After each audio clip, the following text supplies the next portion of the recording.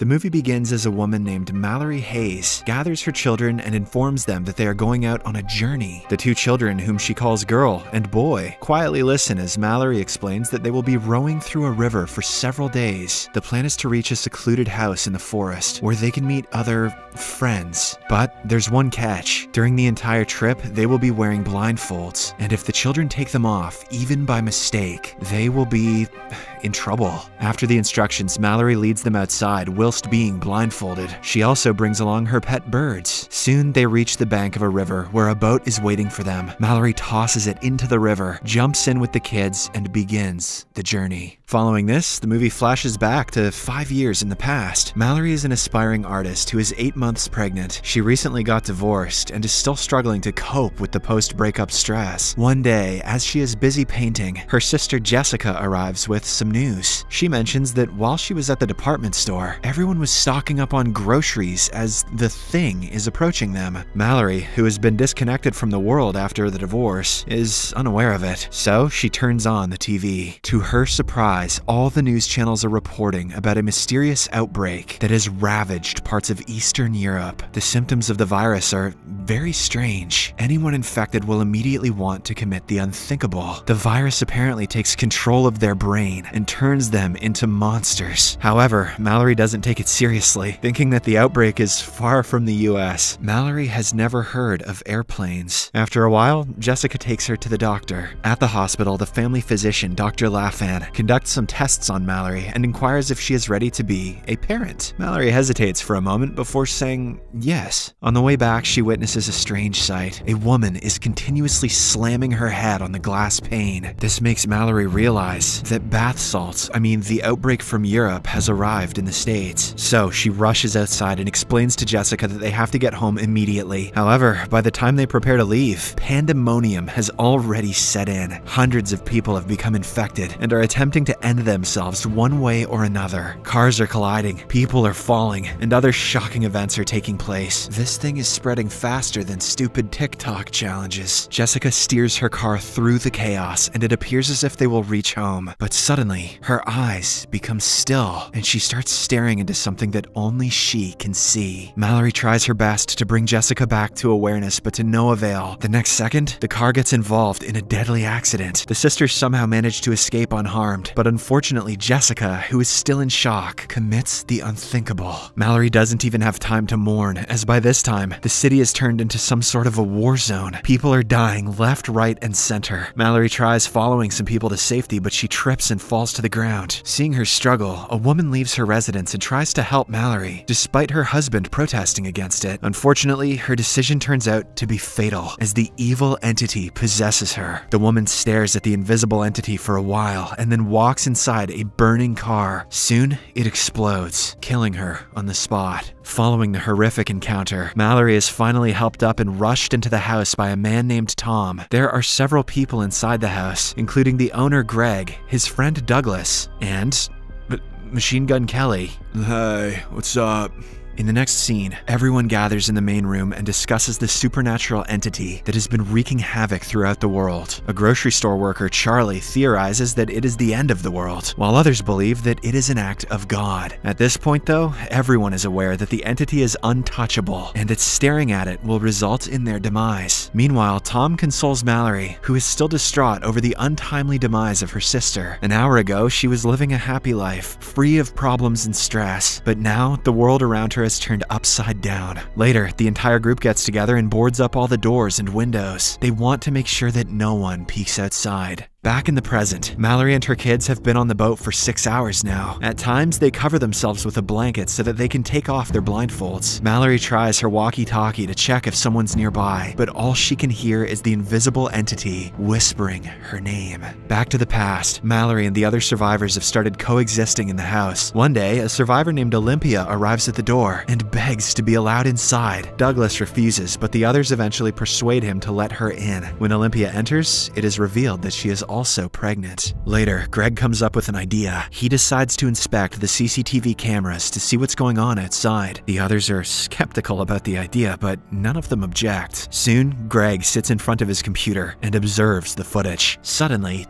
he notices something and instantly freezes. It appears as if the entity has possessed him. After a while, the others hear a loud bang from his room, and when they rush to inspect, they find Greg lying in his own pool of blood. This makes them realize that the entity can possess them even via the computer, so they destroy it immediately. In the present, it's been 14 hours since the family has been rowing in the river now. Suddenly, Mallory hears a man's voice saying it's okay to take off her blindfold. Realizing that the person might be infected, she orders the children to stay low and keep their blindfolds on. Soon, the voice, which appears to be coming closer, mentions that he has food. He also claims to have seen the entity, which he describes as friendly. Just then, he lunges towards the boat, but Mallory is prepared. She strikes him with a machete and finishes him off. In the next scene, we are again taken to the past, where the group has run out of food. Since help is unlikely to arrive, Mallory, Tom, and a few others decide to travel to a nearby department store, where Charlie used to work. They cover the car windows with black paint and use GPS to direct them. In the midst of their journey, the GPS begins to beep violently, indicating that the entity is nearby. However, Tom manages to get them out of harm's way and into the store. The group immediately rushes inside and stocks up on whatever they can get their hands on. Meanwhile, Mallory notices some pet birds and decides to take them home. The group is almost done scavenging when suddenly a guy starts screaming from the freezer. He mentions that he has been trapped inside here for days and food is running out. Tom and the others buy his story and open the door, and at the same time, the birds start making noise. It seems as if they can sense the possessed people nearby. The man inside the freezer suddenly changes his behavior and starts acting like a demon. Tom and the others try to hold him inside, but the man seems to be just too powerful. Realizing that everyone will die if he comes out, Charlie sacrifices himself to rescue the others. That night, as Mallory and Douglas are discussing in the kitchen, they hear a noise from the garage. Unfortunately, Machine Gun Kelly and his girlfriend have escaped with their only vehicle. I gotta go find my boy Travis. Yo, this place is toxic. Peace. Back in the present, the family has spent 24 hours now on the river. Mallory has become so tired that she ends up colliding the boat against an old truck. This results in the boy tumbling into the river, along with all their supplies. Fortunately, Mallory rescues the boy and docks the boat near a shore. She then warns the children to stay put before heading inside the woods to look for supplies. Using a thin rope, she locates an abandoned hospital where she collects some food items and clothes. As Mallory hurries outside the building, the entity can be heard calling her name. Meanwhile, at the shore, the little girl becomes anxious, as it has been an hour since her mom left. So she disobeys Mallory's orders and heads inside the jungle to search for her. Unfortunately, the entity starts talking to her, suggesting she remove her blindfold and see the green forest. The little girl becomes convinced, but right before she can do it, Mallory arrives and takes her away. Together, the three then get on the boat and resume their journey. In the next scene, Olympia allows a suspicious-looking man named Gary inside the house. The others are livid that she took the decision without consulting with anyone. Nonetheless, they examine Gary and let him stay. After a while, he claims that there are other people outside who are not wearing blindfolds. They have somehow learned to coexist with the entity. Everyone trusts him except the old man, Douglas, who brings out his gun and asks him to leave. However, he is quickly subdued when Greg's mom, Cheryl, knocks him out with a vase. The group then locks Douglas in the garage. Afterwards, Olympia profusely apologizes for causing all the trouble and being a burden, but Mallory reassures her that she did nothing wrong. As the two pregnant women bond, they promise to look after their children in the event that one of them dies. Mallory even gifts Olympia a Hello Kitty toy as a baby shower gift. In the present, the little girl is holding the same toy, which reveals that she is Olympia's daughter. Mallory wraps herself and the kids in a blanket as they approach the rapids, warning them that this will be the most dangerous part of the journey. She then mentions that one of them will have to remove their blindfold and navigate the way. Both the innocent kids want to volunteer, but Mallory is caught in a dilemma. She is not ready to give up on either of them. So, after a bit of consideration, Mallory decides that no one will look. They will simply battle the rapids and let God decide their fates.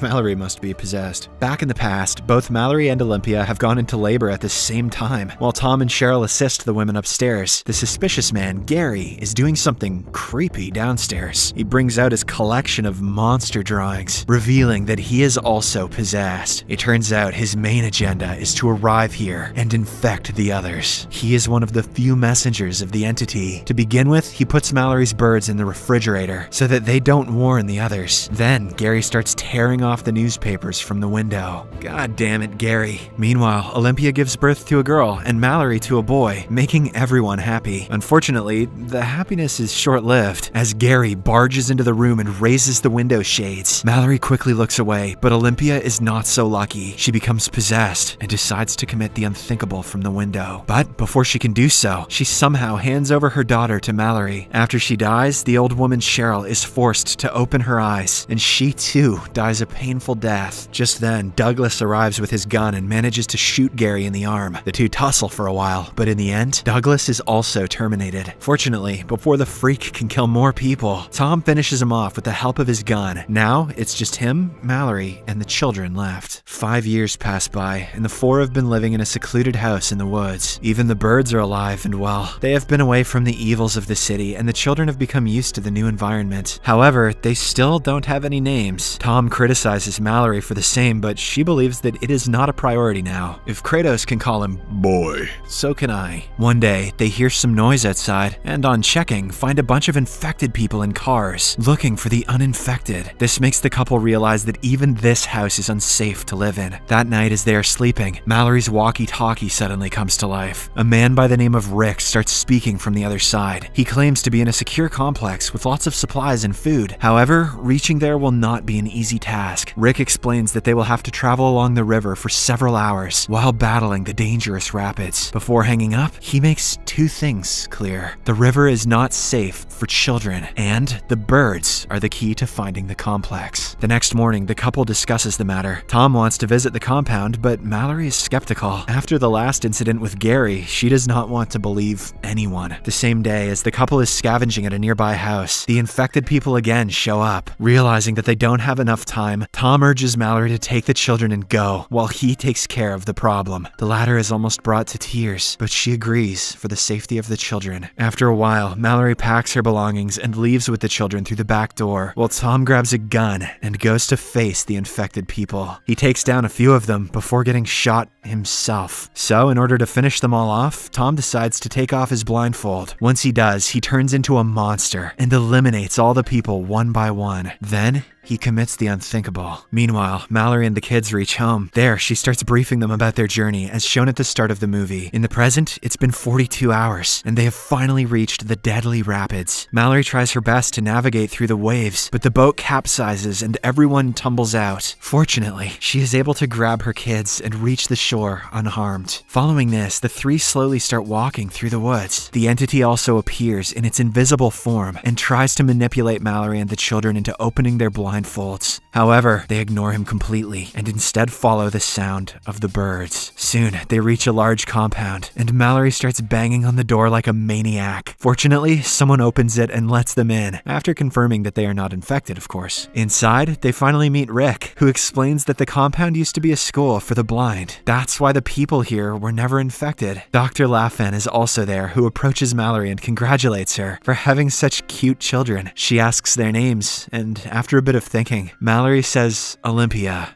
and Atreus, Tom. The movie ends as she opens her bird box and lets out the birds.